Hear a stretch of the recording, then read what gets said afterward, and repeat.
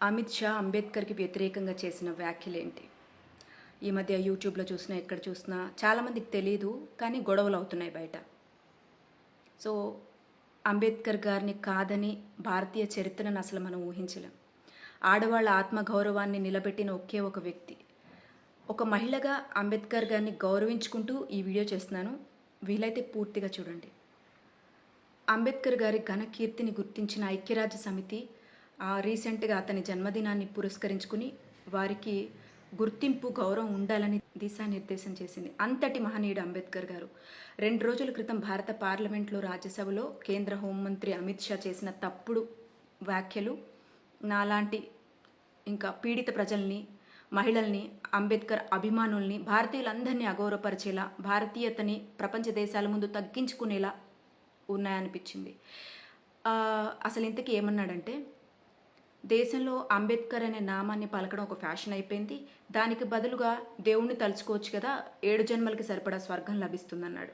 కానీ వాస్తవంగా మాట్లాడుకుంటే స్వర్గం నరకం ఉన్నాయో లేదో తెలియదు, కానీ భారత ప్రజలు సర్వ సుఖాలని అనుభవించేలా ప్రతి ఒక్కరూ ఉన్నతంగా చదువుకుని ఎదిగి భారతదేశ ప్రజలను ప్రపంచానికే దిక్సూచిలా ఉండేలా భారత రాజ్యాంగం అనే గ్రంథంతో అంబేద్కర్ దేశ బానిస చరిత్రను తిరగరాసి ప్రజలను కుల వర్గ మతాలకు అతీతంగా స్వేచ్ఛగా సంపూర్ణంగా నచ్చినట్టు బతికేలా మార్చారు అంబేద్కర్. అలాంటి అంబేద్కర్ని తక్కువ చేస్తూ అమిత్ షా చేసిన అనుచిత వ్యాఖ్యలు అతనివి మాత్రమే కాదు, అంబేద్కర్ పట్ల, అణగారిన వర్గాల పట్ల, మహిళల పట్ల ఉదాసీన వైఖరి ఎలా ఉంటుందో తెలుపుతుంది. వాళ్లకున్న కుళ్ళును, అవగాహన లేమి, అమర్యాదను తెలుపుతుంది. దేవుడు, స్వర్గం అటుంచితే భారత రాజ్యాంగం మూలంగానే ఏ దేవుడు తెంపలేని సంఖ్యలను, అణగారిన వర్గాలకు అగ్రవర్ణాలు వేసిన మానసిక సంఖ్యలు తెంపబడ్డాయి అని గుర్తించండి. పీడిత ప్రజలను విముక్తులను చేసింది అంబేద్కర్. అంబేద్కర్ గారు కల్పించిన రాజ్యాంగ పుణ్యమా అనే బడుగు బలహీన వర్గాల వ్యక్తులు, మహిళలు నేడు నాయకులు అవ్వగలుగుతున్నారు. శూద్రులు అంటూ సూదులతో పొడవబడ్డారు ఒకప్పుడు. అలాంటి వ్యక్తులు ఎక్కడ ఏకు మేకవుతారో అని భరించలేకపోతున్నారు నేటి నాయకులు. మను చరిత్రని మంటల్లో కలిపి దానికి ధీటుగా భారత రాజ్యాంగాన్ని రాసిన వ్యక్తి అంబేద్కర్ గారు. కాబట్టి దేవుడితో సమానమే మాకు. గత 10 ఏళ్లుగా మోడీ ప్రతినిధిగా అధికారంలో ఉండగా ఎందుకు గ్రామ స్థాయి నుంచి విప్లవాత్మకమైన మార్పులు కేంద్ర ప్రభుత్వం తీసుకురాలేకపోయింది? ప్రపంచంలో అనేక సంస్థలు చెప్పబడిన లెక్కలు పరిశీలిస్తే నేటికి కూడా మానవ అభివృద్ధి భారతదేశంలో ఎంతో వెనుకబడి ఉంది అని చెప్తున్నారు. దీనికి కారకులు ఎవరు? 140 కోట్ల మంది భారతీయుల గుండె చప్పుడు ఒక్క అంబేద్కర్ మాత్రమే అని గ్రహించలేకపోతున్నారు. అలాంటి మహనీయుడిపై పార్లమెంట్ వేదికగా కేంద్ర మంత్రి అమిత్ షా అనుచిత వ్యాఖ్యలు చేయడం అంబేద్కర్ని మాత్రమే కాదు, అందరినీ అవమానించడమే. అన్ని వర్గాల్లో మహిళలు వెనుకబడి ఉన్నారు. అగ్రవర్ణాల్లో మహిళలను కూడా బయటకు తీసుకొచ్చి చదువుకునేలా చేసింది అంబేద్కర్ కాన్స్టిట్యూషన్.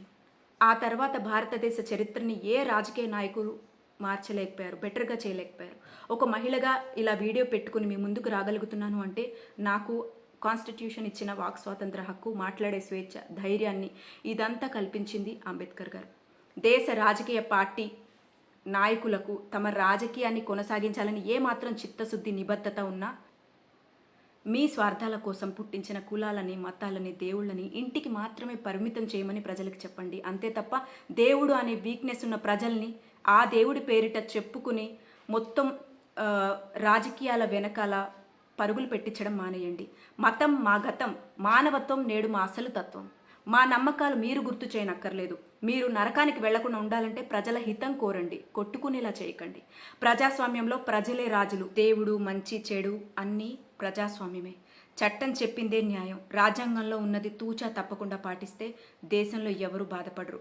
భారత రాజకీయ నాయకులు ఒకవేళ మీకు కుదిరితే భారత ప్రజల్ని తిరోగమనం పాలు చేయకుండా విజయ శిఖరాలు అధిరోహించేలా విద్యావంతులను చేయండి తప్ప అధికారం చేతిలో ఉంది కదా అని ఇష్టం వచ్చినట్టు మాట్లాడితే చెల్లిపోయే బానిస బతుకులు కాదు నేటి ప్రజలది.